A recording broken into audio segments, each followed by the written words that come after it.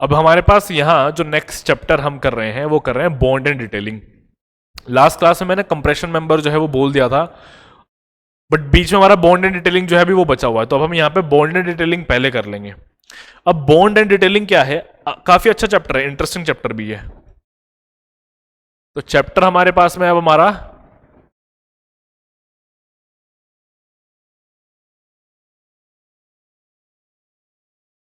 Bonds and detailing.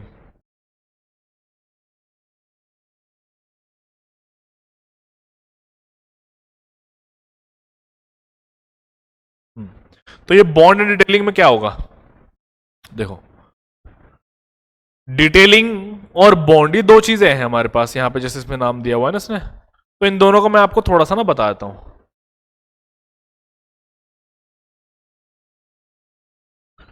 Bond में क्या आने वाला है, हम यहां पे शेयर स्ट्रेंथ की बात करेंगे।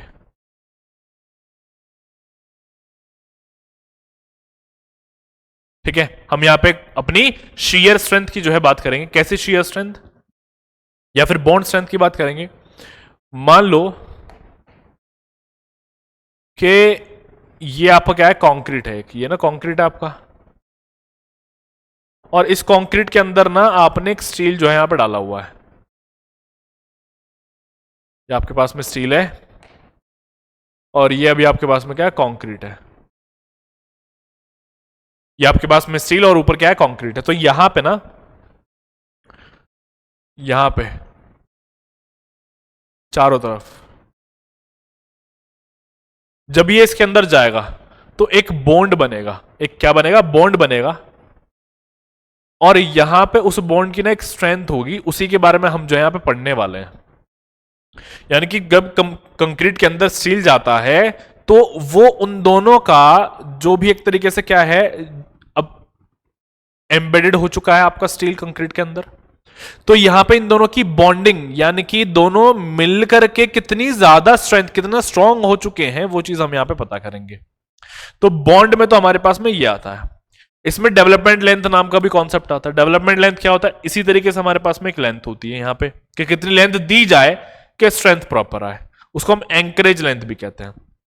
ठीक है, तो ये सब चीजें बॉन्ड में आएंगी। अब डिटेलिंग की अगर हम बात करें तो डिटेलिंग क्या होता है, देखिए ऐसा नहीं होता कभी भी कि कंक्रीट में आपका जो भी स्टील है वो सीधा सीधा ऐसे ही डाल दिया जाएगा, कभी ऐसा नहीं होता। देखो होता क्या है, सपोज करो कि आपका कंक्रीट इस तरीके से है, इस तरीके से आपका कंक्रीट है।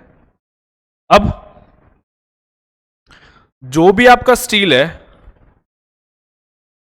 वो बहुत बार इस तरीके से भी डाला जाता है ना, इस तरीके से भी जो है वो डाला जाता है।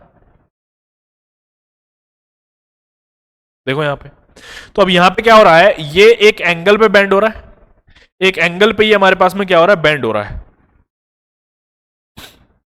तो यहां पे कुछ इस तरह की चीज है कि ये जो हिस्सा बेंड होने के बाद में बाहर आया हुआ है कितना आएगा, ये कितने एंगल पे बेंड होगा, तो इस तरह की चीजें आ जाती है डिटेलिंग में। जो स्पेसिफिकेशंस होते हैं हमारे आईएस कोड के अंदर दिए हुए हैं, डिटेलिंग में आता है ये पार्ट। अब डिटेलिंग क्यों करते हैं हम, देखो आप अगर सीधा सीधा स्टील डाल दो कंक्रीट के अंदर, तो अगर कभी को ज्यादा फोर्स आ गया तो वो आराम से बाहर आ सकता है ना, वैसे आराम से नहीं आएगा लेकिन हाँ वो बाहर आ सकता है, अभी भी प्रोबेबिलिटी है कि बाहर आ जाएगा, ब्रेक हो जाएगा बॉन्ड। लेकिन डिटेलिंग में क्या, देखो जैसे मैंने भी इस तरीके से डाला हुआ, अगर आप इसको बाहर निकालना चाहेंगे, आप ब्रेक करना चाहेंगे, तो आपको बहुत ज्यादा स्ट्रेंथ जो है वो लगानी पड़ेगी। यानी कि अभी क्या था, इस वाले और इस वाले में एक डिफरेंस था। कैसा डिफरेंस था, डिफरेंस ये था कि यहां पे अभी भी एक पॉसिबिलिटी थी कि मैं अपनी स्ट्रेंथ, जो भी मेरा यहां पे बॉन्ड बनेगा, उसकी स्ट्रेंथ को और इस्तेमाल कर सकता था। यहां पे थी एक प्रोबेबिलिटी मेरे पास में, जिसको मैंने डिटेलिंग करके इस्तेमाल कर लिया।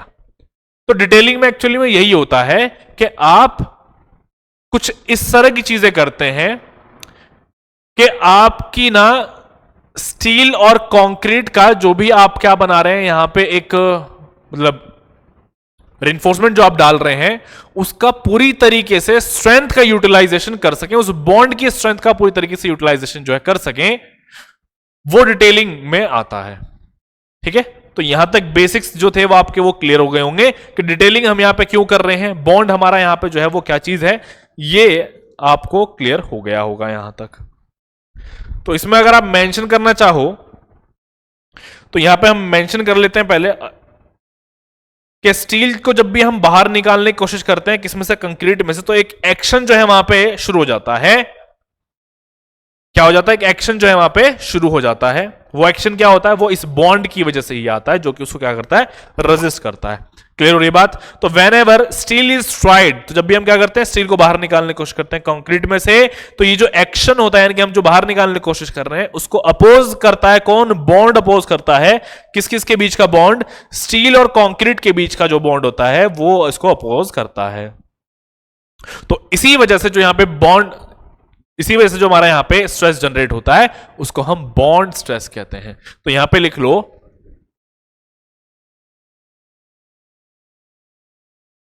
whenever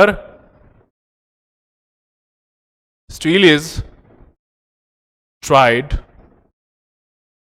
to be pulled out, to be pulled out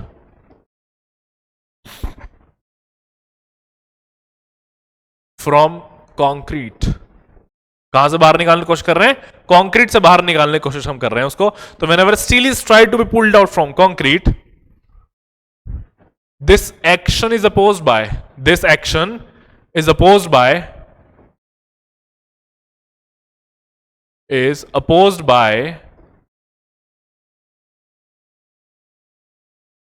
is opposed by bond between, किस किस के बीच का bond? Bond between concrete and steel, bond between concrete and steel. ठीक है, बात समझ आ रही है? तो इसको कौन रेजिस्ट करता है? बॉन्ड जो हमारे कंक्रीट और स्टील के बीच का होता है वो रेजिस्ट करता है। तो यहां पे जो भी स्ट्रेस हमारा जनरेट होता है इसीलिए उसको हम क्या कहते हैं? बॉन्ड स्ट्रेस कहते हैं। दस the stress generated, thus the stress generated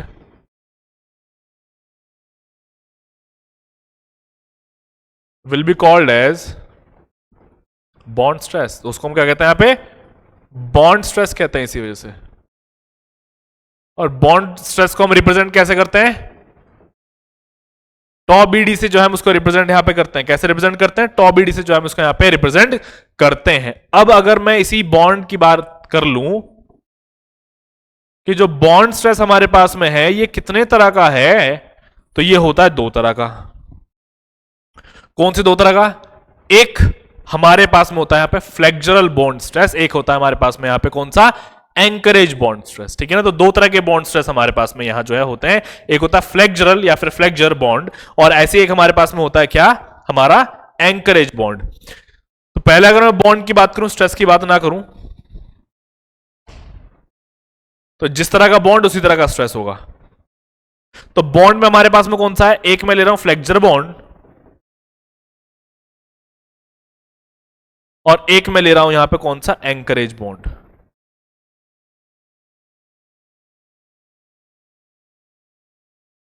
अब ये दोनों बॉन्ड, ये जो दोनों बॉन्ड्स हमारे पास में, अगर मैं फ्रैक्चर बॉन्ड की पहले बात करूं तो ये बॉन्ड एक्शन में कब आता है? देखो यहां पे बॉन्ड एक्शन में आया ना, तो ये बॉन्ड हमारे पास एक्शन में कब आता है? जब भी इनको आप तोड़ने की कोशिश करोगे तभी ये एक्शन में आएंगे। तो फ्लेक्चर बॉन्ड जो मेरे पास में है, जैसे आप देख रहे हो यहां पे शब्द लिखा है फ्लेक्चर, ये तभी एक्शन में आएगा जब यहां पे क्या लगेगा? एक आपका बेंडिंग मूवमेंट लगेगा और वो तब उसको ब्रेक करने की कोशिश करेगा।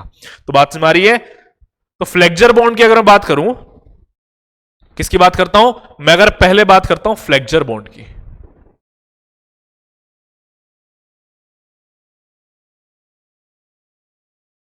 मैं यहां पे बात कर रहा हूं किसकी? सबसे पहले फ्लेक्चर बॉन्ड की बात कर रहा हूं। तो जो मेरे पास में फ्लेक्चर बॉन्ड होता है वो किसकी वजह से होता है? Due to bending. ठीक, किसकी वजह से होता है? ड्यू टू बेंडिंग, ये याद रखना।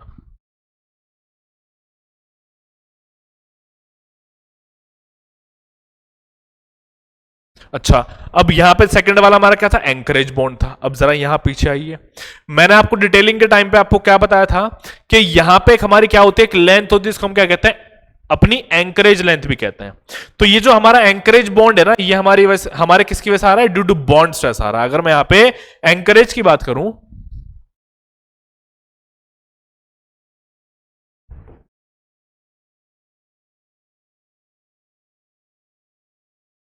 Encourage bond,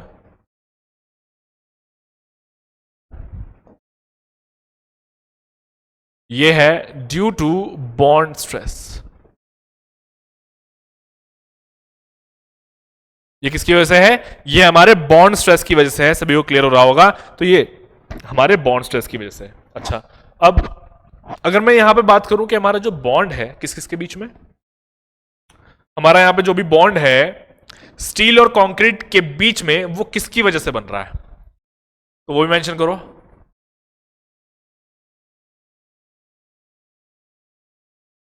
bond between steel and concrete is due to, concrete is due to किसकी वजह से है?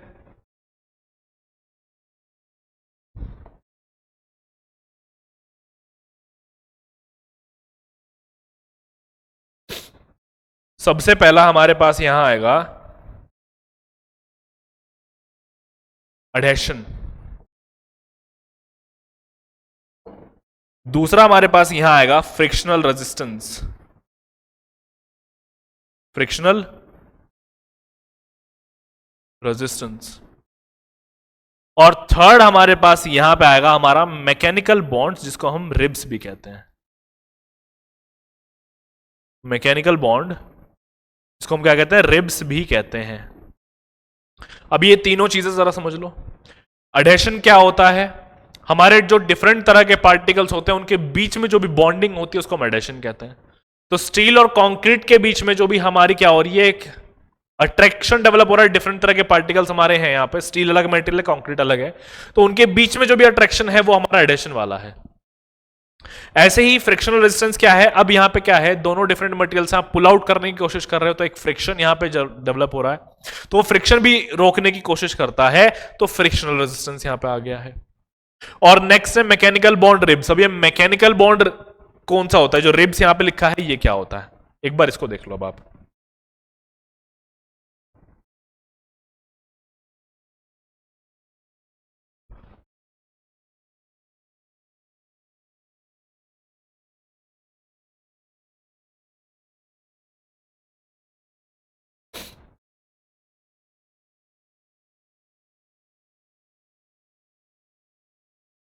जस्ट अ सेकेंड, मैं ड्रॉ कर लूं।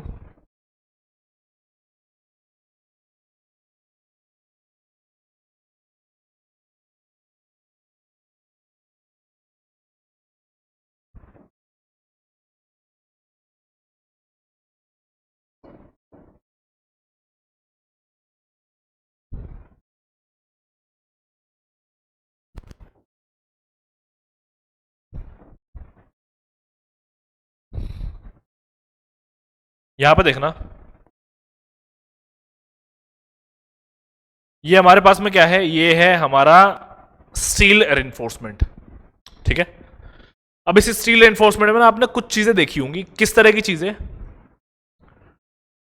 यहां ध्यान दो, आपका जो भी स्टील होता है उसके ऊपर ना आपने ऐसे देखा हो कि ये ऐसे फ्लैट चल रहा होता है, फिर यहां पे ना कुछ इस तरीके से हल्का सा उठा हुआ आ जाता है ऊपर से, ऐसे हल्का सा उठा हुआ होता है। देन उसके बाद में फिर से ऐसे सीधा चल रहा होता है, एंड देन बाद में फिर से उठा हुआ जो आ जाता है। इस तरीके से चलता है हमारा स्टील होता है। तो ये जो आप देख रहे हैं जो उठा हुआ होता है, इसको हम कहते हैं रिब्स, ठीक है। जैसे इंसान के अंदर होती है ना, बिल्कुल वैसे ही हमारे स्टील के ऊपर जो आप टच करके देखना, आप कभी भी स्टील को पकड़ोगे तो ऐसे फ्लैट सरफेस होगा, एंड देन उसके बाद में क्या होगा, हल्का सा उठा हुआ सा आ जाएगा। यानी कि अगर ये फ्लैट है तो हल्का सा ऐसे ऊपर उठा हुआ आएगा, देन फिर से ऐसे फ्लैट, देन फिर हल्का सा ऐसे ऊपर उठा हुआ आएगा। तो ये मैं बात कर रहा हूं, ये है हमारे क्या, रिब्स, ठीक है। ये होता हमारे क्या, रिब्स। तो इन रिब्स की वजह से भी हमें हमें यहां पे क्या मिलता है, स्ट्रेंथ जो है मिलता है।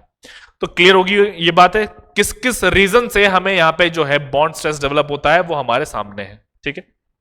अच्छा, अब मैं फ्लेक्चर बॉन्ड को जो है पहले यहां पे डिस्कस कर लेता हूं। तो मैंने फ्लेक्चर बॉन्ड के बारे में क्या बताया था कि ये ड्यू टू बेंडिंग है। किसकी वजह से है? बेंडिंग की वजह से है। तो फ्लेक्चर देखो, फ्लेक्चर बॉन्ड,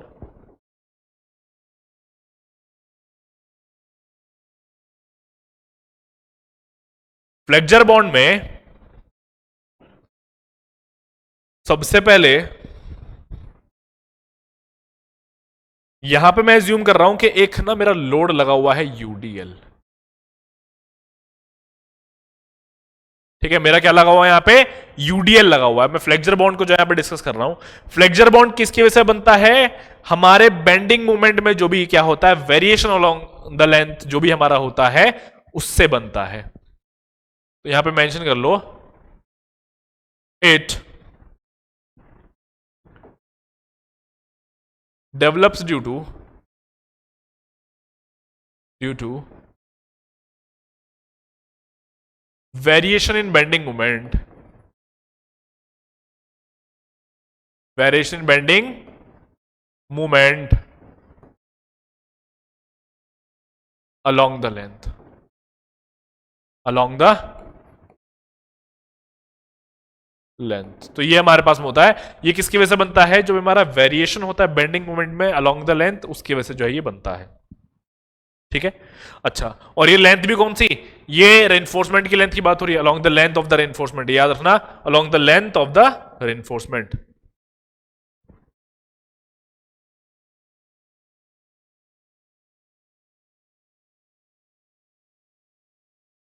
अच्छा, अब यहां पे देख लो, अब मैं यहां पे ना कुछ सेक्शंस अपने कंसिडर कर लूंगा। मैं यहां पे क्या करूंगा, अपने कुछ सेक्शंस जो है वो कंसिडर करूंगा। तो मैं एक सेक्शन अपना जो है यहां पे ले रहा हूं इस साइड में, और एक ऐसे सेक्शन जो है मैं अपना उधर ले लूंगा। तो यहां पे इन दोनों सेक्शंस के बीच में एक डिस्टेंस मैं यहां पे एज्यूम करूंगा कि चलो यहां पे क्या है, dx है डिस्टेंस दोनों के बीच में। तो यहां से यहां तक का डिस्टेंस मेरे पास में क्या है, dx है। ये जो सेक्शन मेरे पास में मैंने एज्यूम किए हैं, इनको मान लेता हूं कि ये है 1, ये भी है मेरे पास में 1, ये है मेरे पास में 2, और ये भी है मेरे पास में 2। तो सेक्शन यहां पे 1 1 2 2, इनकी मैं यहां पे बात कर रहा हूं। ठीक है ना, इन सेक्शंस की मैं यहां पे क्या कर रहा हूं, बात कर रहा हूं। रेनफोर्समेंट मेरे पास कहां रहेगी, रेनफोर्समेंट मेरे पास यहां पे नीचे जो है रहेगी। तो यहां मेरे पास में रेनफोर्समेंट मेरी ये रही। चलिए, ये हो गई रेनफोर्समेंट। यहां साइड में आप चाहो तो शेप बना सकते हो अपनी बीम वाला। अब इन पे अगर मैं डिस्कशन करूं, मैं इस हिस्से को भी बाहर निकाल लूंगा। मैं क्या करूंगा, इस वाले पार्ट को भी क्या कर लूंगा, बाहर निकाल लूंगा। तो जब मैं इस पार्ट को बाहर निकालूंगा, इसका करूंगा मैं एनालिसिस। तो सबसे पहले अगर मैं इस सेक्शन की बात करूं, कौन से सेक्शन की, जो मेरे पास में 1 1 है, तो यहां पे आप मुझे अगर मूवमेंट बताएंगे तो क्या मेरे पास मूवमेंट आएगा, बताइए। मेरे पास यहां पे मूवमेंट क्या आएगा, देखो, ये जो आपके पास में रेनफोर्समेंट यहां पे है, ये रे रेनफोर्समेंट। इस रेनफोर्समेंट पे ना मैंने ऐसे एक टेंसाइल लोड जो है वो लगाया हुआ है। ऐसे ही मैंने यहां पे भी टेंसाइल लोड लगाया हुआ है। क्यों लग रहा है, क्या है इसका मतलब, मैं इसको पुल आउट करने की कोशिश कर रहा हूं। ये है मेरा यहां पे मतलब, ये रहे यहां पे। तो मैंने आपको वही कहा था ना, सिर्फ इस सेक्शन को एनालाइज करूंगा। तो मैंने यहां पे कहीं गुजर रहा है 1 1, यहां पे गुजर रहा है मेरा क्या 2 2, इसको मैं एनालाइज यहां पे कर रहा हूं। अब एनालाइज करते टाइम मैंने ये चीज समझी कि यहां पे जो मेरा टेंसाइल फोर्स लग रहा है वो है टी। मैंने ये समझ लिया कि यहां पे जो मेरा टेंसाइल फोर्स लग रहा है उसको मैं क्या नाम दे रहा हूं, टी नाम दे रहा हूं। उसी तरीके से यहां पे जो मेरे पास टेंसाइल फोर्स लग रहा होगा उसको मैं यहां पे क्या नाम दे रहा हूं, टी प्लस डी टी नाम दे रहा हूं। क्या नाम दे रहा हूं, टी प्लस डी टी जो है मैं उसको नाम दे रहा हूं, बिकॉज इस साइड में मेरे लोड की वैल्यू बढ़ती जा रही है ना, इस साइड में मेरे लोड की वैल्यू बढ़ती जा रही है।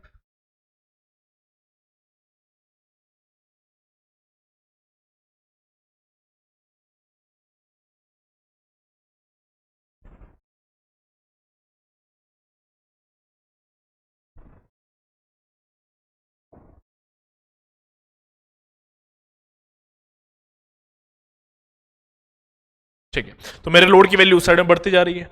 तो अभी मैंने क्या समझा, यहां पे मेरा क्या टी, वहां पे मेरे पास में क्या है, टी प्लस डी टी। यहां अगर मैं ऊपर देखूं तो मेरा ना एक फोर्स इनके ऊपर जो है वो डेवलप हो रहा होगा। कैसे बना लो आप इसको, कैसा फोर्स होगा, ये शेयर फोर्स होगा। कौन सा फोर्स होगा, शेयर फोर्स जो है ये मेरा होगा यहां पे। लो, ये इसको क्या करेगा, ये भी अंदर से रेजिस्ट करने की कोशिश करेगा। क्या करेगा, अंदर से भी रेजिस्ट करने की कोशिश करेगा। जब आप इसको खींच रहे हो ना, तो ये भी उसको क्या कर रहा है, रेजिस्ट करने की कोशिश जो है वो कर रहा है।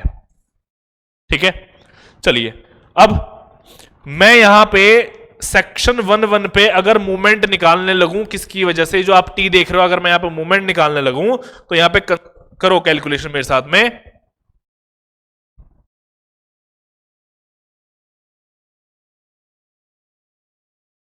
Calculation of movement at section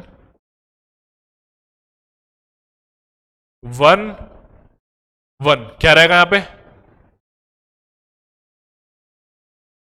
यहां रहेगा m इक्वल्स टू टी, जो भी मेरे पास में टी था, इंटू एल ए कर दूं। ये टी लिया है मैंने, अभी मैं सेक्शन 1 की बात कर रहा हूं, यहां पे मेरे पास में टी है, तो टी इंटू एल ए कर दिया मैंने। एल ए मेरा क्या है, लीवर आर्म। एल ए मेरे पास में क्या है, मेरा लीवर आर्म है, ठीक है। तो मेरे पास में एक चीज हो गई ये। उसी तरीके से जब मैं इस साइड में बढ़ूंगा तो मेरे मूवमेंट की वैल्यू अगर इधर m है, इधर फोर्स भी तो बढ़ रहा है ना, तो इधर मेरा मूवमेंट का वैल्यू बढ़ जाएगा। तो उसी तरीके से मैं कैलकुलेशन करता हूं अपनी मूवमेंट की, तो calculation of movement at section 2 at section 2 कहां पे कर रहा हूं, सेक्शन 2 पे जो है मैं कैलकुलेशन कर रहा हूं। लो, m प्लस डीएम होगा, यहां पे क्या होगा, t प्लस डी टी होगा, और इंटू एल ए होगा लीवर आर्म, यही तो होंगी। तो ये मेरे पास में मूवमेंट यहां पे बन चुका है क्या, m plus D T, sorry DM, और ये t प्लस डी टी। क्यों हुआ t plus D T, because इस साइड में मेरे फोर्स की भी वैल्यू बढ़ चुकी है, किसकी, टेंसाइल फोर्स की वैल्यू भी जो है मेरी बढ़ चुकी है। अब मैं एक काम कर लेता हूं, मैं यहां पे ना सेकंड में से क्या कर लेता हूं, ये मैं इक्वेशंस मान लेता हूं। ये सेकंड वाले सेक्शन पे जो इक्वेशन बन रही है मेरी, क्या बन रही है, इक्वेशन नंबर 2 बन रही है, और जो यहां पे बन रही है इसको मैं यहां पे इक्वेशन नंबर 1 मान लेता हूं। अगर मैं दोनों को सब्ट्रैक्ट करूं तो मुझे कुछ ना कुछ तो मिलेगा। देखो क्या मिलेगा यहां पे, तो सब्ट्रैक्टिंग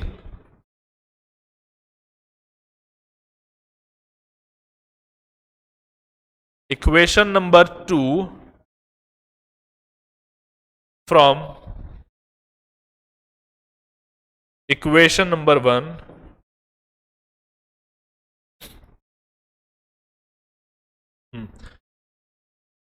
क्या रहेगा, ये वाला इक्वेशन, यानी कि m plus D M minus के m। मैंने क्या किया अभी, मैंने बड़े वाली वैल्यू को लिया है, मैंने किसको लिया है, बड़े वाली वैल्यू में से मैं छोटे वाली को जो है यहां पे सब्ट्रैक्ट कर रहा हूं, ठीक। चलिए, तो मेरे पास में क्या हो जाएगा, m plus D M minus के m equals to t plus D T into L A minus के t इंटू एल ए, यही तो बनेगा। ये मेरे पास जो है यहां पे बन जाएगा। तो मुझे यहां पे क्या मिलेगा, मुझे यहां पे सिर्फ डीएम का जो भी एक इक्वेशन है ना, वो मुझे यहां पे मिल जाएगा। मुझे यहां पे क्या मिलेगा, डीएम का इक्वेशन बनेगा। अब देख लो,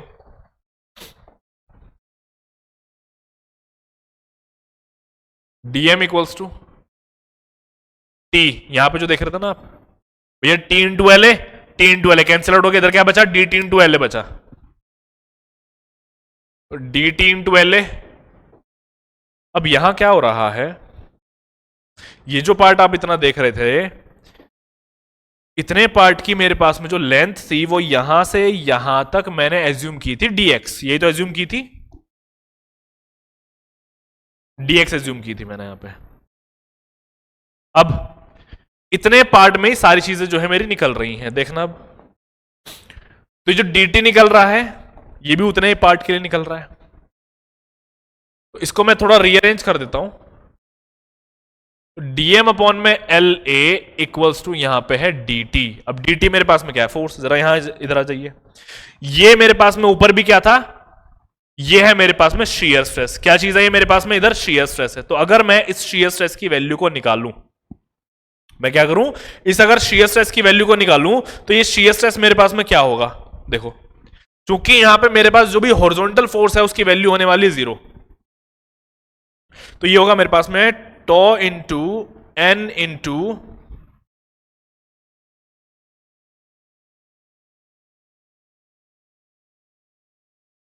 फाई इंटू डीएक्स। ये चीज इतनी मेरे पास में रहेगी। अब ये क्या चीज है, टॉ शीयर स्ट्रेस। dx ईयरी लेंथ, फाई मेरे पास डायमीटर है, तो मैंने shear stress into एरिया कर दिया, मेरे पास में shear force बन गया। n क्यों लिया मैंने? बिकॉज हो सकता है कि यहां पे ज्यादा बार्स होता है ना, ज्यादा बार्स हो सकती हैं, तो इसलिए मैंने यहां पे क्या कर लिया है, n जो है यहां पे अपना ले लिया है। इतना सभी को क्लियर हो रहा मेरा ये बात? ठीक। अब तो इसी में मेरे पास में क्या होगा, यहां पे मेंशन करो, तो dm अपॉन में L A equals to D T, मेरे पास में क्या आ जाएगा यहां पे, टॉ इनटू ये जो वैल्यू आप देख रहे हो जो पीछे थी, ये वाली वैल्यू, चूंकि मेरे पास में क्या है, सारा का सारा यहां पे हॉरिजॉन्टल फोर्स 0 के बराबर है, तो मेरे पास में ये वैल्यू बची, इधर से सारा का सारा मिला के इसके बराबर, तो tau into N into phi into D X, ये मेरे पास में मेरी वैल्यूज जो है वो हो चुकी है। देखना, डीएम अपॉन डी एक्स, ये मैंने क्या किया, छोटे वाले जो भी डिफरेंशिएशन वाले थे वो एक साइड में ले लिया हूं, तो tau into N into phi into L A, यहां से वैल्यूज निकालने और फॉर्मूला बन गया मेरे पास यहां पे। बस क्या करना है अब इसको थोड़ा सा रीअरेंज जो है वो कर देना है। कैसे रीअरेंज कर देना है, टॉ की वैल्यू अलग से निकाल लो, तो टॉ मेरे पास में क्या निकलेगा, देखो,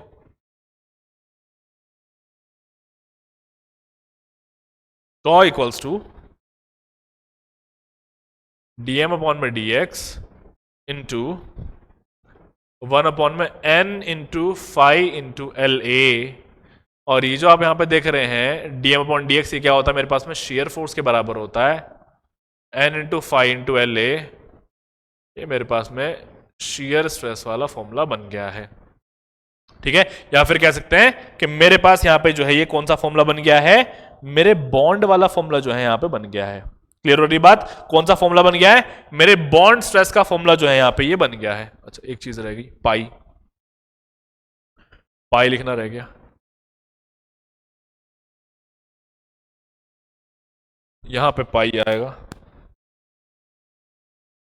और इधर भी पाई जो है वो आएगा और इधर भी जो है वो आएगा। चलो ठीक है, तो ये मेरे पास में फॉर्मूला जो है मेरा एक बन चुका है। आगे देख लो, अब अगर मैं नेक्स्ट की बात करूं, जो मैंने यहां पे क्या निकाला है, ये जो मैंने यहां पे टॉ का वैल्यू निकाला, किसका वैल्यू निकाला मैंने यहां पे, टॉ का वैल्यू जो है मैंने यहां पे जो निकाला हुआ है इसकी मैं बात कर रहा हूं। तो टॉ की वैल्यू मेरी किससे कम होनी चाहिए, ये निकाले गए टॉ की वैल्यू मेरी बॉन्ड स्ट्रेंथ से कम होनी चाहिए। किससे कम होनी चाहिए, ये बॉन्ड स्ट्रेंथ से कम होनी चाहिए, क्योंकि अगर बॉन्ड स्ट्रेंथ से ज्यादा हो जाएगी तो इसका मतलब ये है कि मेरा फेल हो जाएगा, क्या, वो पूरा बॉन्ड फेल हो जाएगा। ये फिलहाल मेरे बॉन्ड स्ट्रेस की वैल्यू है, तो बॉन्ड स्ट्रेस की वैल्यू का मतलब क्या हुआ कि उस वक्त एट प्रेजेंट में कितना मेरा वहां पे उस बॉन्ड पे स्ट्रेस जो पड़ रहा है, कितना जोर जो है उस बॉन्ड पे पड़ रहा है। तो अगर लिमिट तक पहुंच गया, फिर लिमिट से जैसे ही ज्यादा होगा तो फेल हो जाएगा, तो वो बॉन्ड हमारा यहां पे नोट करके लिख लो, नोट,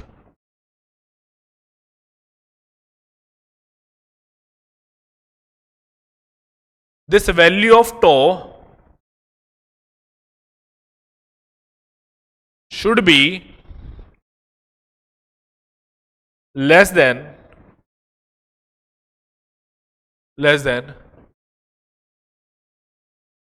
bond strength। ठीक है, बॉन्ड स्ट्रेंथ से क्या होना चाहिए, कम जो है ये होना चाहिए। ठीक है, चलिए, अच्छा बॉन्ड स्ट्रेंथ कौन सी समझ सकते हो आप, कंक्रीट और स्टील की जो है मैं यहां पे बात कर रहा हूं। अगर मैं डिजाइन बॉन्ड स्ट्रेंथ की वैल्यूज की बात करूं, एक बार चलो इनकी डिजाइन बॉन्ड स्ट्रेंथ की वैल्यूज की बात कर लेते हैं।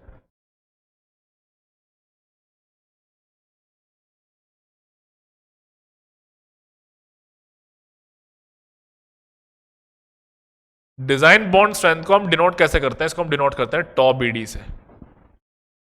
टॉ बीडी से जो है इसको डिनोट किया जाता है। आगे देखो, मैं यहां पे बात कर रहा हूं एलएसएम की वैल्यूज की, किसकी बात कर रहा हूं, एलएसएम की वैल्यूज की भी जो है मैं बात कर रहा हूं। तो हमारे पास जो एक्चुअल में वैल्यू होती है यहां पे, अगर मैं एलएसएम में हूं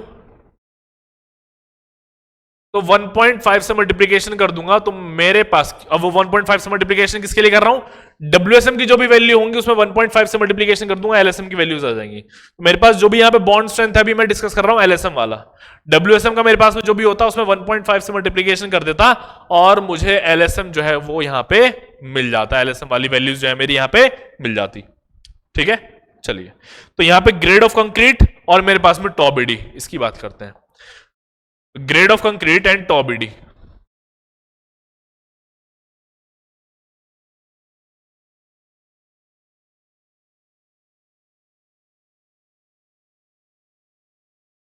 यहां पे मेरे पास में टॉबिडी वैल्यू है न्यूटन पर mm स्क्वायर में या फिर MPa में।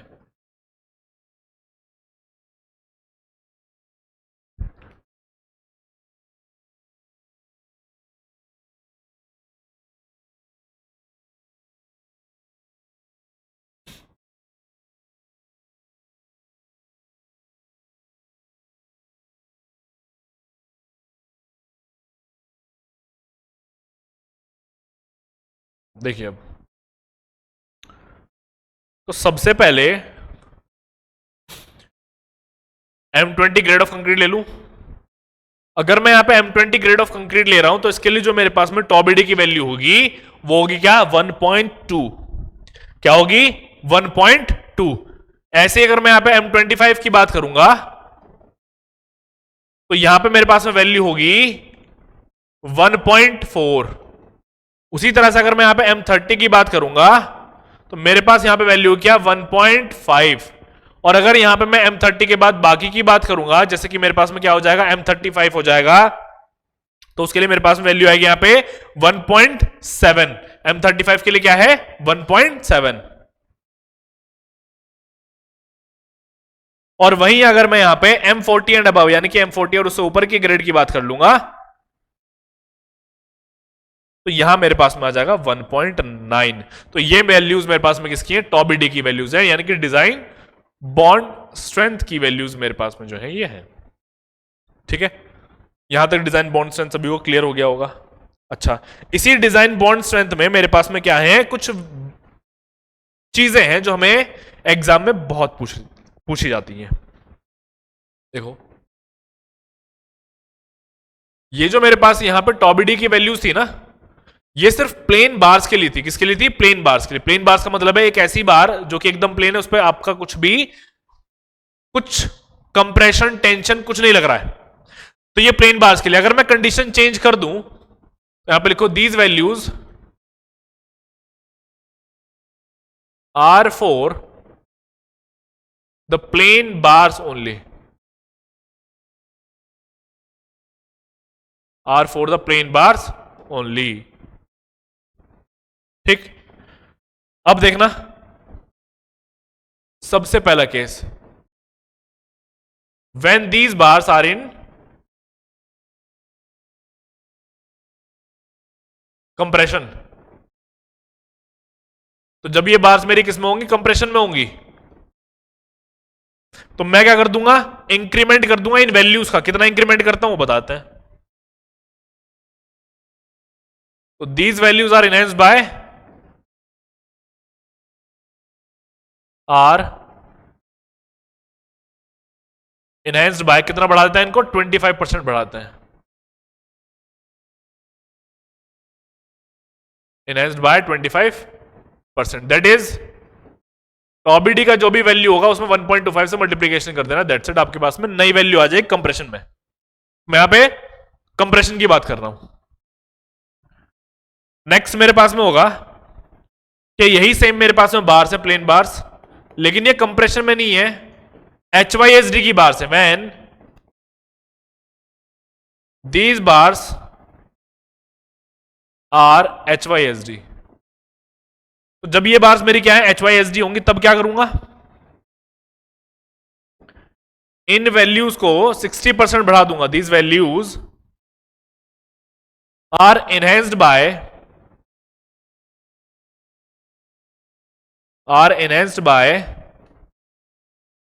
60%। दैट इज क्या करना होगा मुझे, यहां पे जो भी मेरे पास टॉबिडी का वैल्यू होगा उसमें 1.6 से मल्टीप्लीकेशन कर दूंगा, तो ये मेरे पास में कुछ वैल्यूज इस तरीके से यहां पे आ जाती हैं, और ये बहुत पूछा गया प्रीवियस ईयर में और आगे भी पूछा जाएगा।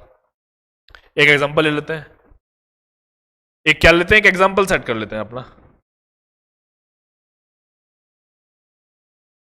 मान लो कि इसने मुझे क्या कहा है, एक ग्रेड ऑफ कंक्रीट इसने कहा है, और मुझे कह रहा है कि उस ग्रेड ऑफ कंक्रीट में मेरे पास में टॉबिडी की वैल्यू है, उसमें अब जो मैंने रेनफोर्समेंट डाला हुआ है वो HYSD का है, मटेरियल क्या है Fe415 है, और अब वो जो मेरे पास में पूरा का पूरा क्या है कंक्रीट और जो स्टील का अब ये बन चुका है RCC, वो कंप्रेशन को बियर कर रहा है।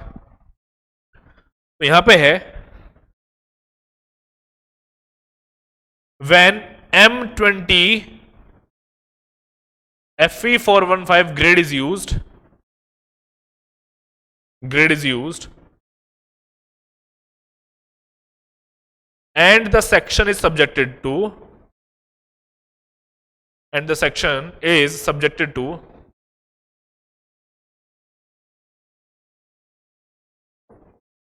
क्या लग रहा है इसके ऊपर, कंप्रेशन लग रहा है, सब्जेक्टेड टू कंप्रेशन।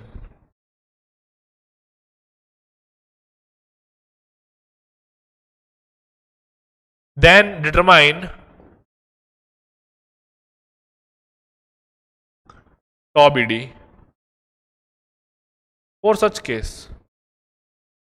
तो उसके लिए मुझे क्या करना है, टॉबिडी का वैल्यू निकालना। देखो M20 ग्रेड ऑफ कंक्रीट है, Fe415 ग्रेड मेरा स्टील का है, यहां पे मेरा क्या लग रहा है, कंप्रेशन लग रहा है, मुझसे टॉबिडी की वैल्यू जो है वो पूछ ली गई। तो यहां पे हम जानते हैं कि टॉबिडी का value M20 grade of concrete के लिए क्या होता है, ये होता है 1.2। तो एज पर द क्वेश्चन या फिर as per the code,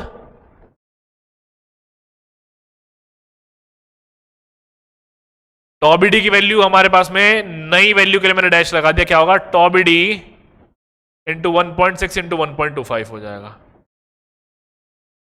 that means 1.2 into 1.6 into 1.25। देखें क्या आ रही वैल्यू,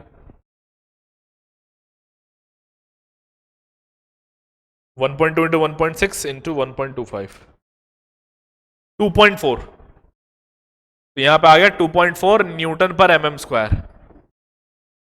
तो ये वैल्यू मेरे पास में किसकी हो गई है, टॉबिडी की वैल्यू जो है ये मेरे पास यहां पे हो चुकी है। क्लियर है, टॉबिडी की वैल्यू जो है यहां पे मेरे पास में ये मेरी हो गई है।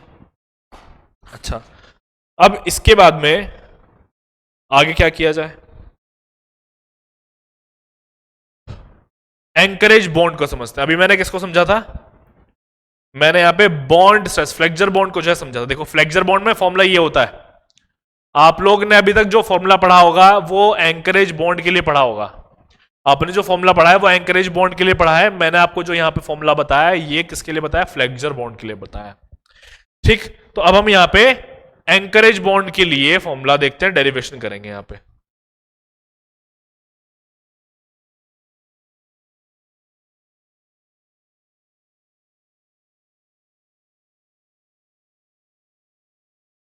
एंकरेज बॉन्ड, अब क्या होता है एंकरेज बॉन्ड, अभी जस्ट मैंने आपको बताया था एंकरेज बॉन्ड के बारे में। तो ये होता है बॉन्ड स्ट्रेस की वजह से, है ना। अब ये एक्चुअली में क्या होता है, ये होता है जो भी हमारा डायरेक्ट पुल लगता है ना, क्या लगता है, डायरेक्ट जो भी हमारा पुल लगता है किसके ऊपर, रेनफोर्समेंट के ऊपर। एक रेनफोर्समेंट जो हमारी कंक्रीट के अंदर है उस पर जैसे ही एक डायरेक्ट पुल लगेगा तो यहां पे एंकरेज बॉन्ड जो है वो एक्टिव हो जाएगा। ठीक है, देख लो, it is due to the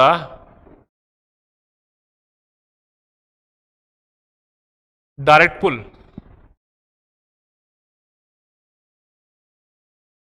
over the reinforcement,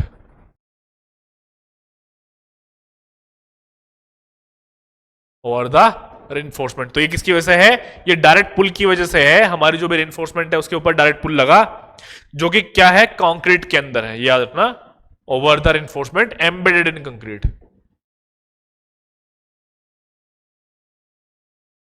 embedded in concrete.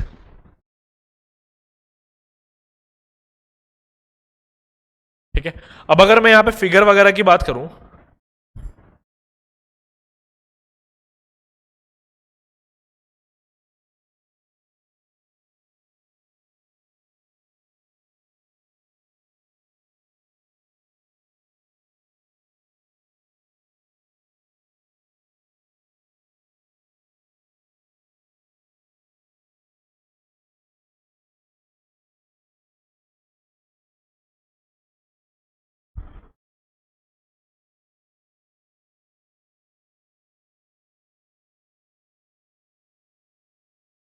मान लो कि ये मेरा वो रेनफोर्समेंट था और यहां तक था, तो इस रेनफोर्समेंट की जो भी मेरे पास में लेंथ होगी ना, जो इसके अंदर है यहां पे कहीं पे ऐसे,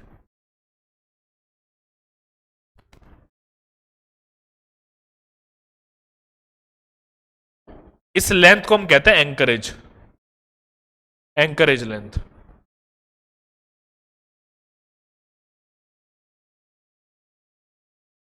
इस लेंथ को हम क्या कहते हैं? एंकरेज लेंथ जो है कहते हैं।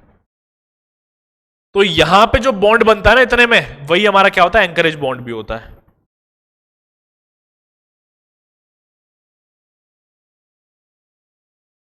यहां पे हमारा क्या बनेगा? एंकरेज बॉन्ड जो है वो बनेगा।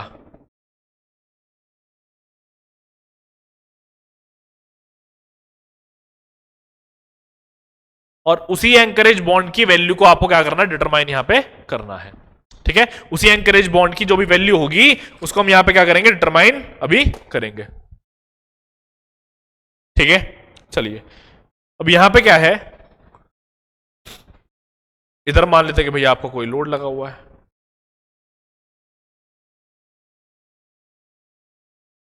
यहां पे मेरा क्या लगा? लोड लगा है। अब आगे देखें, तो यहां पे फॉर्मूला कैसा बनेगा हमारा? हम इसको फॉर्मूले को कैसे यहां पे क्या करेंगे? ड्राइव करने की मैं बात कर रहा हूं। तो कैसे इस फॉर्मूले को हम ड्राइव करेंगे? ठीक, अच्छा, अब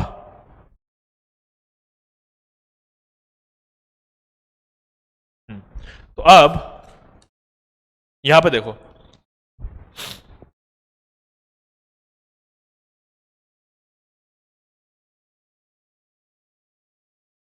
तो हमें ना एक यहां पे मैंने लेंथ का जिक्र आप लोगों को किया था,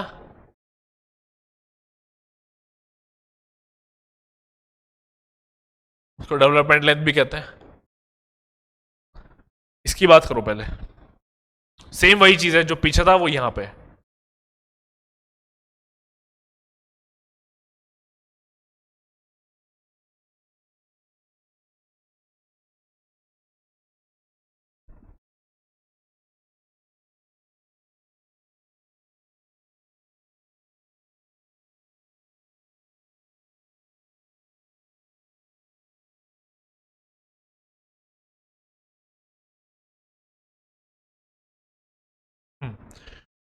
तो इतना पार्ट मेरे पास में क्या है? वो लेंथ का पार्ट है, यहां से यहां तक।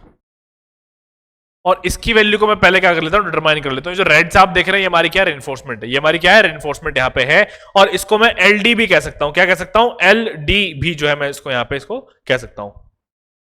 ठीक है, अच्छा, अब हुआ क्या कि मैंने यहां पे एक फोर्स लगाया इस तरफ, और ये मेरे पास में क्या है? मेरा एफ एस टी मैं इसको मान रहा हूं मेरा टेंसाइल फोर्स है यहां पे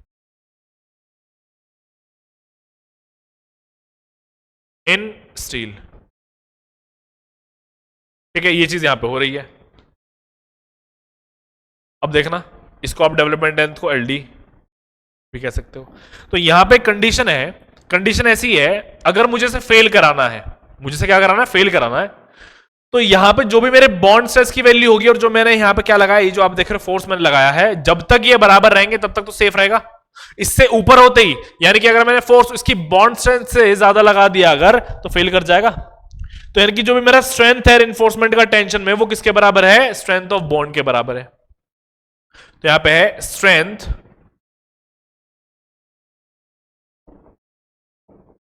of reinforcement in tension equals to bond strength. यही होगा, ये बॉन्ड स्ट्रेंथ के बराबर है। तो strength of reinforcement in tension equals to bond strength. अब इनकी वैल्यूज निकाल लें, यानी कि जैसे कि यहां लिखा है strength of reinforcement in tension क्या होगा, और ऐसी बॉन्ड स्ट्रेंथ हमारे पास में क्या होगा। तो रेनफोर्समेंट की अगर बात करूं तो यहां पे मेरे पास में एक डायमीटर है, यहां पे रेनफोर्समेंट का एक डायमीटर मेरे पास है, ये रहा। डायमीटर को मान लेता हूं कि फाई है उसकी वैल्यू।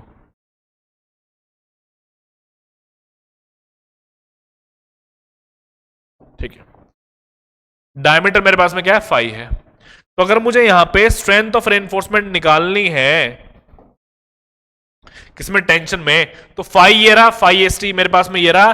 तो अब इनका इस्तेमाल हम अपना यहां पे कर लेते हैं। तो देख लो, pi by 4 into 5 square into F S T equal to, यहां पर मेरे पास में क्या हो जाएगा, टॉबीडी इंटू, देखो टॉबीडी मेरे पास में क्या है, मेरा बॉन्ड स्ट्रेंथ। टॉबीडी मेरे पास में क्या है, मेरा बॉन्ड स्ट्रेंथ है। ठीक है, अब बॉन्ड स्ट्रेंथ के लिए क्या, ये वाले पार्ट के बॉन्ड स्ट्रेंथ की मैं यहां पे बात कर रहा हूं। तो bond strength into pi into five into L D. देखो जैसे मैंने पिछले वाले कॉन्सेप्ट में किया था, क्या किया था, pi into five into L D वहां पर किया था। अभी तो फिलहाल मेरे पास में एक ही है, ज्यादा हो जाएंगे तो यहां पे मैं एन से मल्टीप्लीकेशन कर दूंगा। अब इसको रीअरेंज करना है, क्या करना है, इसको यहां पे मुझे रीअरेंज करना है। तो रीअरेंज में मेरे पास में क्या होगा, एल डी इक्वल्स टू, ये जो मेरे पास में है, यहां पे एल डी है डेवलपमेंट लेंथ, बस इसको इधर ले आओ। एल डी इक्वल्स टू, एक बार कैलकुलेटर से चेक कर लेते हैं। अच्छा, इधर का पाई इधर के पाई से कैंसिल आउट हुआ। F S T 5 square upon में 4 टो बी डी। अच्छा, ये फाइव ये भी कैंसिल आउट होगा, यहां पे एक ही फाइव जो है वो बचेगा। तो एफ एस टी 5 अपॉन में टो बी डी, यही फॉर्मूला आप हर बार जो है पढ़ रहे हो, तो सेम यही फॉर्मूला। अब यहां पे होगा क्या, तो L D equals to 0.87 F Y 5 upon में 4 टो बी डी। लो, ये मेरे पास हो चुका है डेवलपमेंट लेंथ।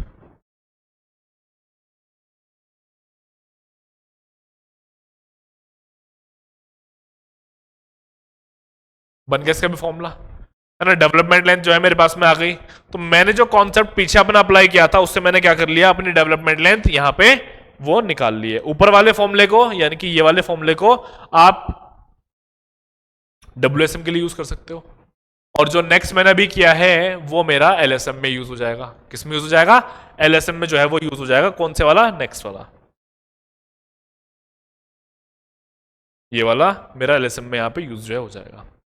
ठीक, अब आगे देखो, इसके बाद में मेरे पास में मैं एक क्वेश्चन देख लेता हूं। यहां पे एक मैं क्या कर लेता हूं, एक क्वेश्चन जो है छोटा सा वो देख लेता हूं।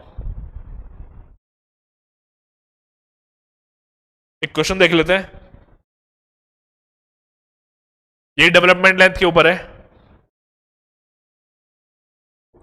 क्वेश्चन मेरा इस तरीके से है कि हम यहां पे कंपेयर करेंगे डेवलपमेंट लेंथ को, कंपेयर एल डी ऑफ बार। यहां पे मेरे पास में दो स्टील है जिनका ग्रेड अलग अलग है, of bar of F E 250 and F E 415। तो यहां पे मैं एफ ई 250 और एफ ई 415 का कंपैरिजन कर रहा हूं, जिनका डायमीटर क्या है, सेम है, of same dia, same diameter है, और सेम ही कंक्रीट में एम्बेडेड भी है, and embedded in same concrete, and embedded in same concrete.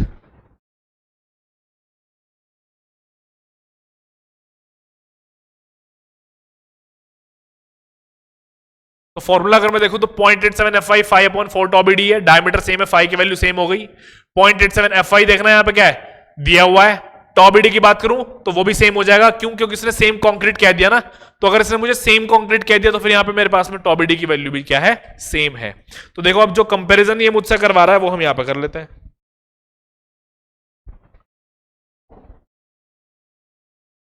देखो सॉल्यूशन,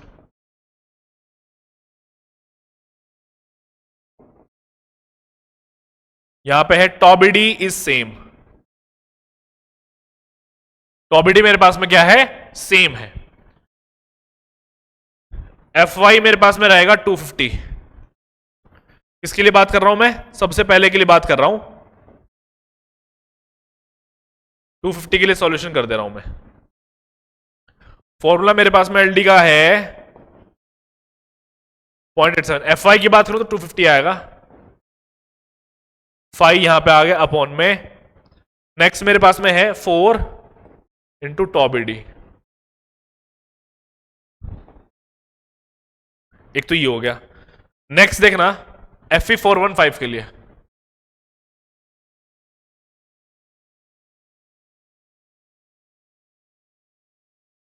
FY क्या हो जाएगा 415, टॉबिडी सेम है तो यहां पे LD क्या है मेरे पास में 0.87 415 टू 5 बिकॉज डायमीटर भी सेम है अपॉन में क्या हो गया 4 इंटू टॉबिडी वो भी सेम मेरे पास में है। तो इसको मैं क्या करता हूं इक्वेशन नंबर 2 मान लेता हूं और इसको मैं मान लेता हूं इक्वेशन नंबर 1। इसको मान लेता हूं इक्वेशन नंबर 1। तो यहां पर डिवाइड कर दो, क्या कर देते हैं डिवाइड कर देते हैं इक्वेशन 2 को इक्वेशन 1 से। तो यहां पे है मेरे पास में डिवाइडिंग इक्वेशन 2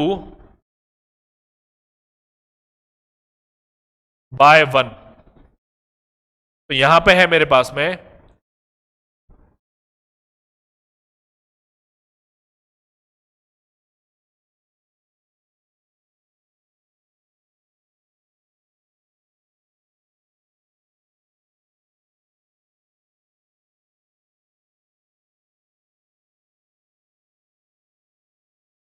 देखो ये पार्ट है, इसमें देखना क्या क्या कैंसिल आउट होगा क्योंकि ये सेम कैंसिल आउट होगा, tau bd same, grade of concrete same दिया ना, 5 बिकॉज डायमीटर सेम दिया, ये कैंसिल आउट, 0.87 ये भी कैंसिल आउट। तो यहां पे मैं देख पा रहा हूं कि जो मेरे पास में LD का वैल्यू है HYSD के लिए, देखो यहां पे ये सेकंड वाला HYSD के लिए था जहां पे 415 में यूज कर रहा हूं। तो HYSD के लिए क्या है ये लिखा है मैंने, अपॉन में LD की बात करूं अगर मैं किसके लिए माइल्ड स्टील के लिए 2, ये मैंने यहां पे लिया है। तो मुझे ये पता चल रहा है कि जो वैल्यू मेरे पास में आ रही है ये ग्रेटर देन 1 है। देखो यहां पे 415 को 250 से डिवाइड करोगे ग्रेटर देन 1 आ गई, यानी कि डेवलपमेंट लेंथ जो भी मेरे पास में आ रही है किसमें HYSD में वो ज्यादा आएगी हर बार। HYSD में माइल्ड स्टील के कंपैरिजन में डेवलपमेंट लेंथ हर बार ज्यादा आएगी, सेम डायमीटर के लिए सेम कंक्रीट के लिए। ठीक है, तो ये मेरा यहां पे कंक्लूजन निकल रहा है, तो नोट करके लिखो।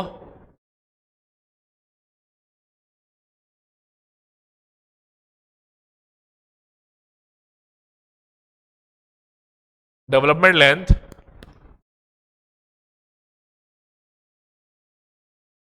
will always be more for HYSD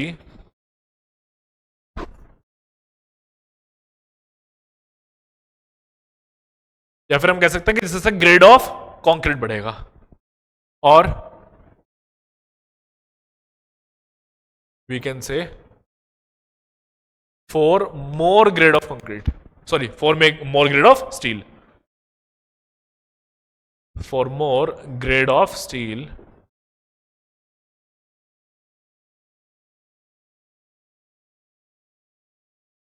when concrete is of the same grade, is of the same grade and दूसरी चीज हमारे पास में क्या हो गई बार्स की अगर मैं बात करूं, and bars are also of the same dia. तो जो मेरी बार्स हैं वो भी क्या है मेरे सेम ही डायमीटर की हैं।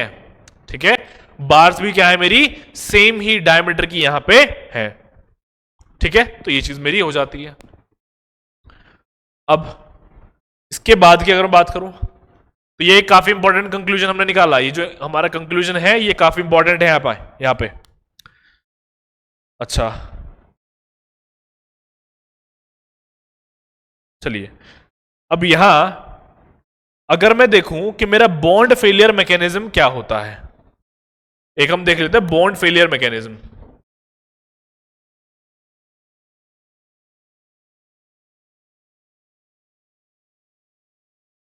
बॉन्ड फेलियर मैकेनिज्म हमारे पास एक्चुअली में 3 तरह के बॉन्ड फेलियर्स होते हैं।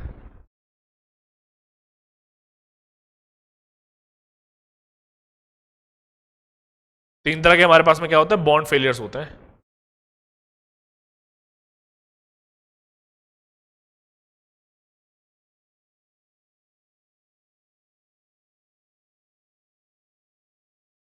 ठीक है, अभी पहले मैं यहाँ पे डायग्राम बना लूँ।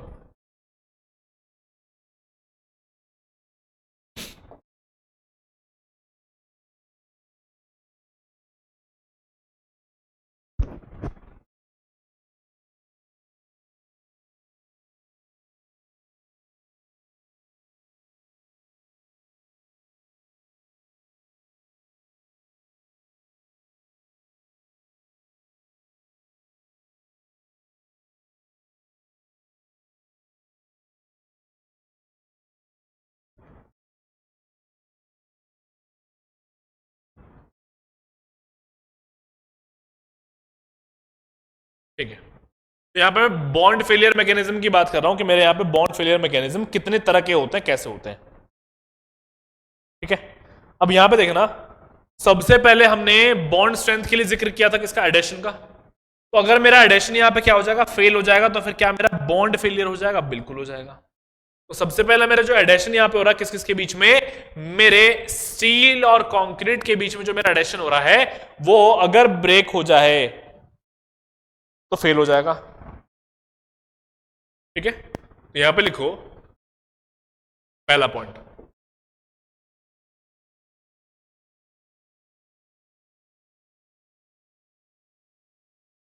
ब्रेकअप ऑफ एडेशन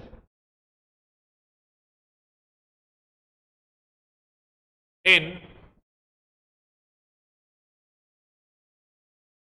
बिटवीन किस किस के बीच में, steel bar and concrete, in between steel bar and concrete.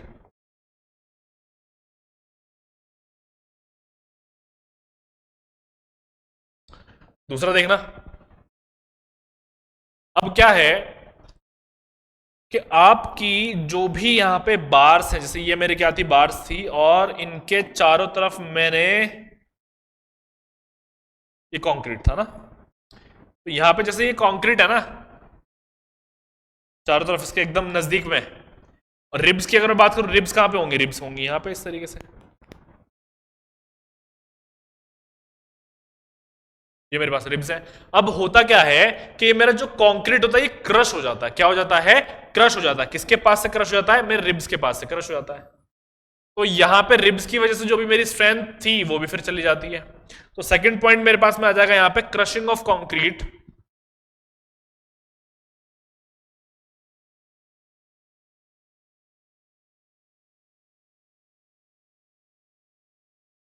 Crushing of concrete near the ribs, near the ribs. जहां पे मेरे क्या हो गई, अगर कंक्रीट क्रश हो गया तो फिर रिब्स से जो मैंने वहां पे सेकंड पॉइंट हमने एक पढ़ा था ना वहां पे, तो वो भी मेरा क्या हो गया,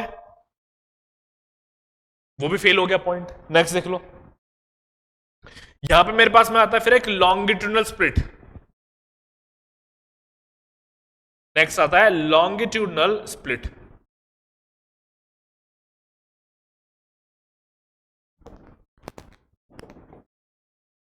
of concrete, split of concrete. तो यहां पे देखना, अभी लॉन्गिट्यूडनल स्प्लिट मेरे पास में क्या होता है,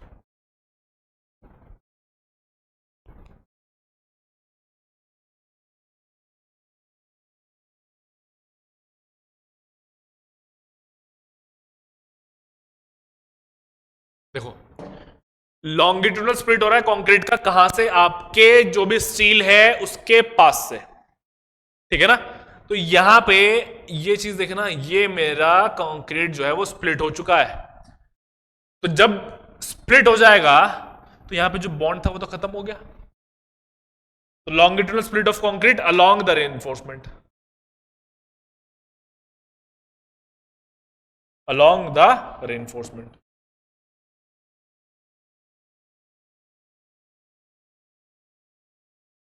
ठीक है, ये चीज है। फिगर्स की बात करूं, कौन सी फिगर किसके लिए है, ये वाली फिगर मेरी थर्ड पॉइंट के लिए थी,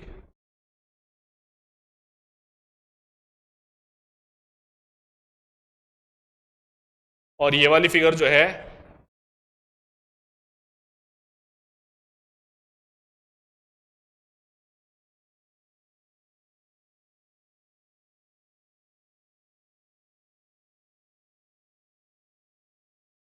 सेकंड पॉइंट के लिए थी। तो अब मेंशन भी कर दे रहा हूं, ये मेरे पास में क्या है, फिगर 2, और ये मेरे पास में फिगर 3। चलो, तो ये हमने बॉन्ड फेलियर मैकेनिज्म जो है वो भी समझा कि यहाँ पे हमारा बॉन्ड फेलियर जो है वो कैसे हो रहा है। अगर मैं लॉन्गिट्यूडनल स्प्लिट की बात करूं तो ये वाला पार्ट जो है ये मेरे पास में लॉन्गिट्यूडनल स्प्लिट है, याद रखना। ये मेरा यहाँ पे क्या, लॉन्गिट्यूडनल स्प्लिट। चलिए अब आगे देखो, बॉन्ड फेलियर मैकेनिज्म हमने देख लिया यहाँ पे। अब अगर मुझे यहाँ पे बॉन्ड स्ट्रेंथ को क्या करना है, एनहेंस करना है। अगर मुझे क्या करना है, अपनी बॉन्ड स्ट्रेंथ को क्या करना है, एनहेंस करना है, तो मैं यहां पे किन फैक्टर्स पे फोकस करूंगा? तो यहां पे लिखो फैक्टर्स अफेक्टिंग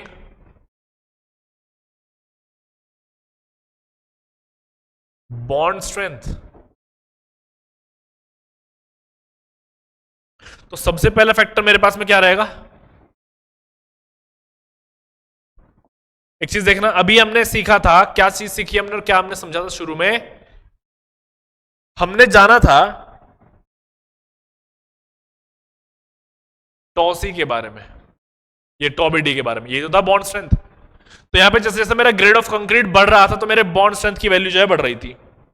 तो इसका मतलब ये है कि मैं अगर हायर ग्रेड ऑफ कंक्रीट का इस्तेमाल करूंगा, मैं क्या करूंगा, अगर हायर ग्रेड ऑफ कंक्रीट का इस्तेमाल करूंगा तो मेरा यहां पे जो भी बॉन्ड स्ट्रेंथ वो बढ़ेगा। तो यहां पे लिखो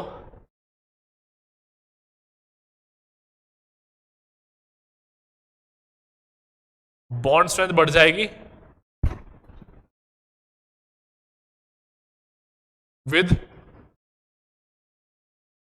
ग्रेड ऑफ कंक्रीट। तो मैं अपना यहां पे क्या करूंगा, ग्रेड ऑफ कंक्रीट जैसे ही बढ़ाऊंगा तो मेरे यहां पे बॉन्ड स्ट्रेंथ जो है वो बढ़ जाएगी। एक ये हो गया है। दूसरा पॉइंट देख लो, सेकंड पॉइंट में मेरे पास में क्या है कि डिफॉर्म्ड बार्स जो है, अगर उनका इस्तेमाल मैं करूंगा किसकी जगह, प्लेन बार्स की जगह, तो भी मेरे क्या होगी, स्ट्रेंथ बढ़ जाएगी। स्ट्रेंथ बढ़ जाएगी if deformed bars is used, bars are used instead of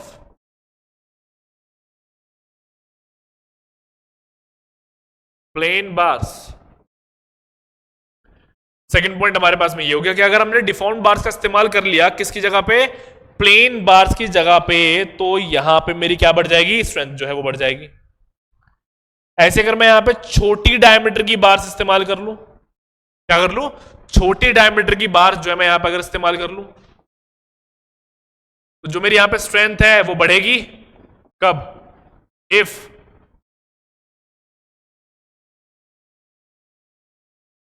smaller dia bars are used.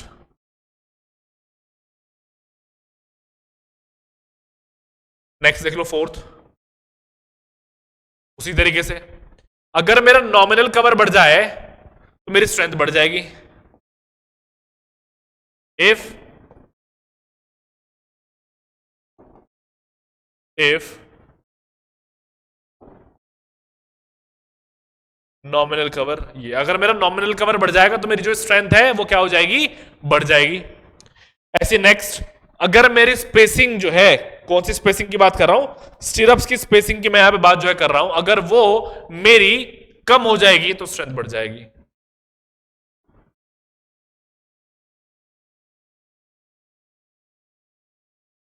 If spacing of स्टिरअप्स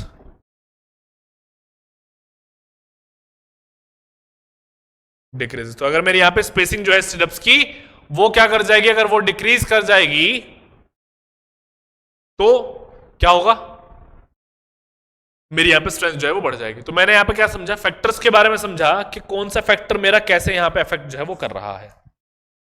ठीक है, किस तरह का फैक्टर मुझे यहां पे कैसे अफेक्ट कर रहा है वो चीज मैंने यहां पे अपनी देख ली है। अब आगे देखना, नेक्स्ट मैं यहां पे ये समझ लेता हूं कि हम एंकरेज को कैसे प्रोवाइड करते हैं। तो यहां पे देख लो वेज ऑफ प्रोवाइडिंग एंकरेज। तो सबसे पहला मेरे पास में आएगा ways of providing encourage.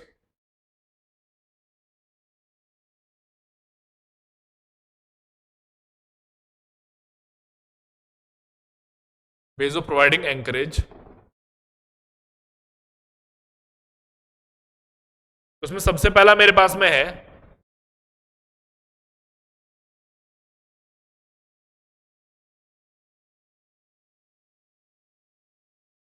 Bye providing development length.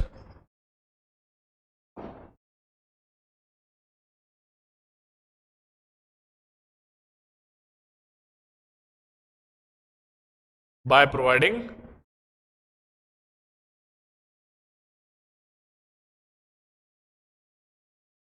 Development length. तो सबसे पहला मैं यहां पे क्या समझ रहा हूं कि एंकरेज को मैं कैसे प्रोवाइड करता हूं। अगर मैं यहां पे डेवलपमेंट लेंथ प्रोवाइड कर दूं तो मैं यहां पे एंकरेज प्रोवाइड कर पाऊंगा। अभी जो डेवलपमेंट लेंथ है ये कैसे प्रोवाइड करेंगे, डेवलपमेंट लेंथ की मैं बात कर रहे हैं, कैसे प्रोवाइड करेंगे अब देख लो।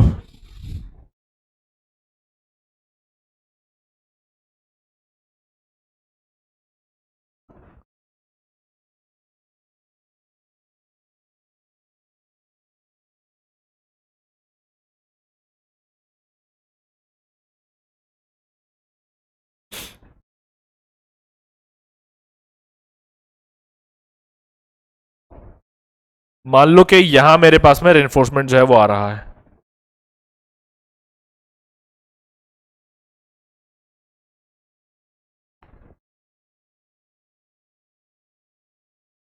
ठीक है।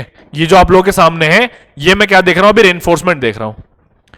अब ये रेनफोर्समेंट ना ऐसे सीधा तो हो नहीं सकता, इसको मैं नीचे की तरफ जो है ऐसे थोड़ा सा बैंड कर देता हूं, यहां से ऐसे फिर नीचे की तरफ भी इसको मैंने ले लिया, इतना ले लिया।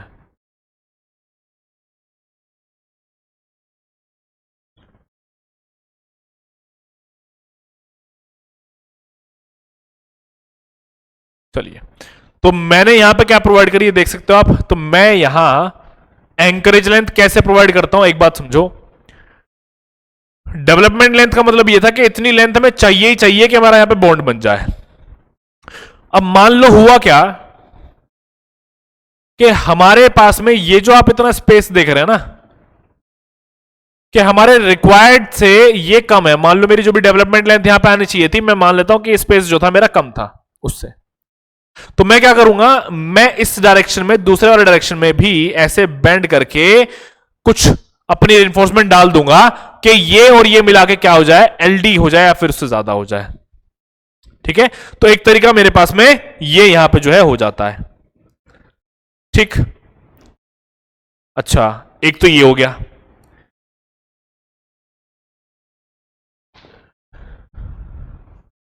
ठीक, तो यहां पे कंडीशन मेंशन कर लो। ये जो पहला मेरे पास में इसमें क्या कंडीशन है,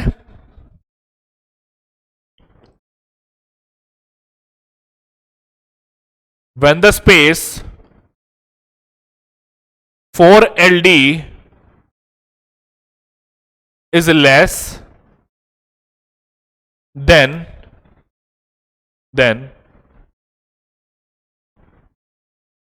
यहां पे करो less when the space for LD which needs to be provided, which is required कर लो, विच इज रिक्वायर्ड। तो यानी कि जो हमारे पास में इस एलडी के लिए जो भी स्पेस यहां पे रिक्वायर्ड है वो अगर परमिसिबल से कम है, यानी कि सीधी सी बात है उस एलडी की वैल्यू से कम है, which is required is less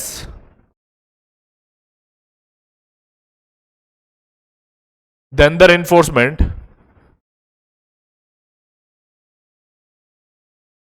is bent. तो रेनफोर्समेंट को हम बेंड करते हैं और एक्सटेंड करते हैं, and extended further, and extended further, और उसको हम क्या करते हैं, एक्सटेंड कर देते हैं। ठीक है, कितना एक्सटेंड करते हैं, इतना एक्सटेंड करते हैं कि उसकी जो वैल्यू है वो एलडी के बराबर है हो जाए, and extended further so that we get the desired development length. ठीक, ये चीज हम करते हैं, इतना एक्सटेंड जो है इसको कर देते हैं। तो एक हमने तरीका देखा क्या करने का, डेवलपमेंट लेंथ को प्रोवाइड करने का। नेक्स्ट अगर मैं इसी में बात करूं,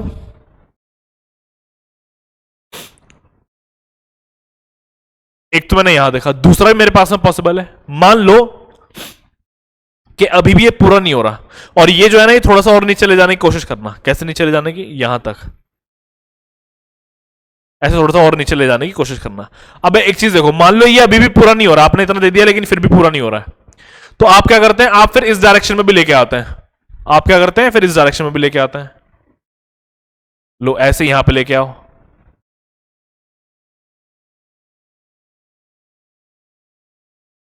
ये कर दिया। अभी केस बता रहा हूं सेकंड वाला, उसी पहले वाले में बता दिया मैंने, और ऐसे ही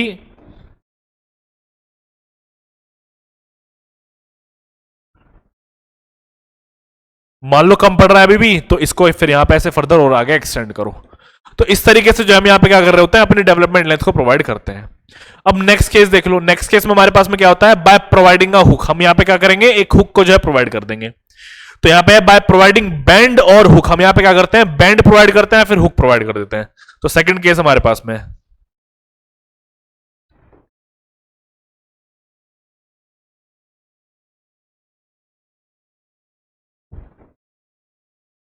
बाय प्रोवाइडिंग बैंड और हुक।